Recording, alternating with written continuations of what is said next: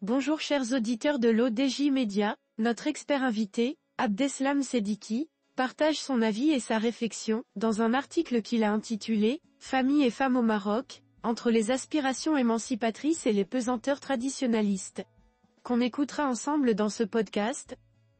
Notre politicien entame sa présentation du sujet en disant « Le Maroc vient de célébrer, à l'instar de l'ensemble des pays du globe, la Journée internationale de la lutte pour les droits des femmes, dans un contexte national marqué notamment par l'intensité du débat autour de la réforme du Code de la famille. Ce chantier lancé par le souverain, pour mettre notre pays en phase avec la Constitution de 2011 et l'évolution de la société marocaine, dont le rôle de la femme, depuis la dernière réforme de la Moudawana, devenue Code de la famille, en 2004.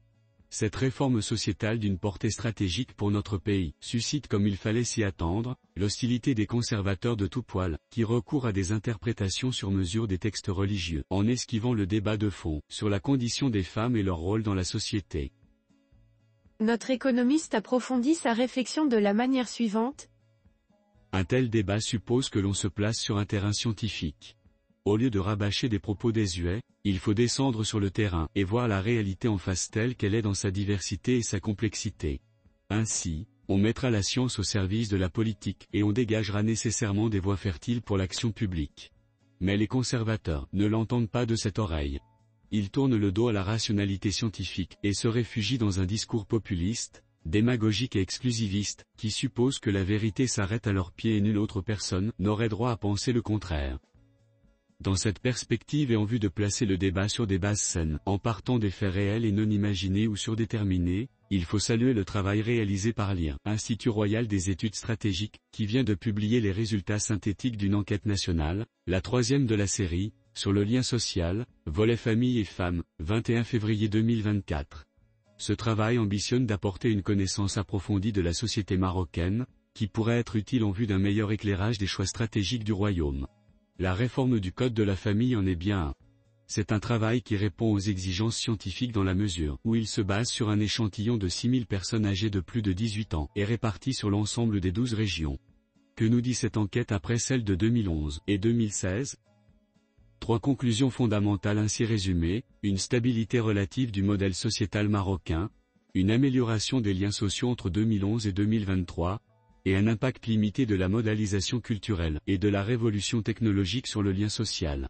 À la question comment qualifieriez-vous l'intensité du lien familial ? 2/3 des personnes interrogées considèrent cette intensité forte contre moins de 50% qui le pensaient lors des enquêtes précédentes. Ce qui montre que la cellule familiale résiste au vent du libéralisme et de l'individualisme que celui-ci entraîne. La famille joue ainsi un rôle capital de solidarité et d'entraide entre ses membres. Fait cependant nouveau, on y trouve moins d'autoritarisme et d'obéissance mécanique au profit de la concertation. Les rédacteurs du rapport parlent de dépatriarcalisation de la famille. Une telle tendance positive reste, toutefois, à confirmer. Car concertation ne veut pas dire forcément participation à la prise de décision. Malika Rafik l'a bien montré dans ses proverbes injurieux à l'égard de la femme marocaine, 2021. Parmi ces proverbes il y a justement celui-ci: consulte ta femme, mais ne tiens pas compte de son avis.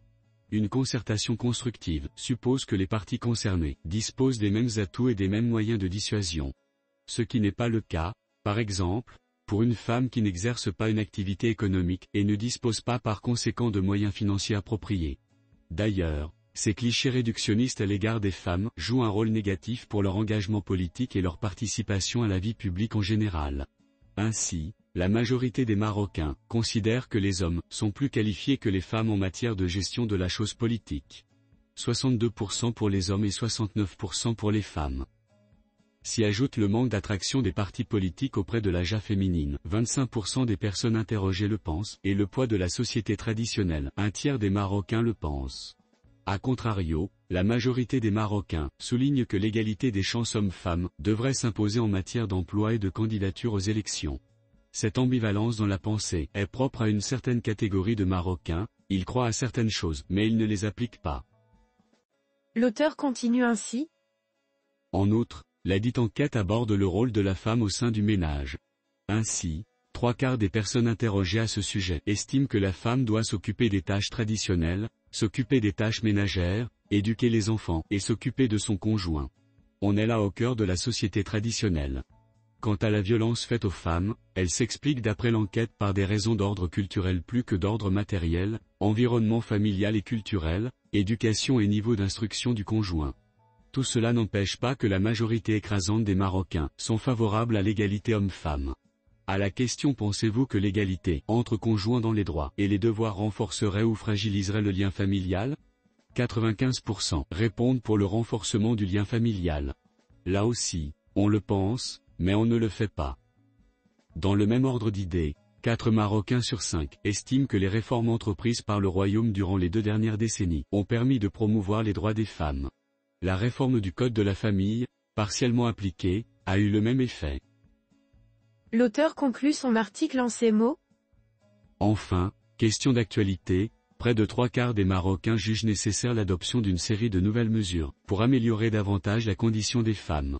En particulier, 70% pensent que le Code de la famille doit être révisé dans le sens de tenir compte des principes de la Constitution de 2011 et d'intégrer de nouveaux droits en faveur de la femme.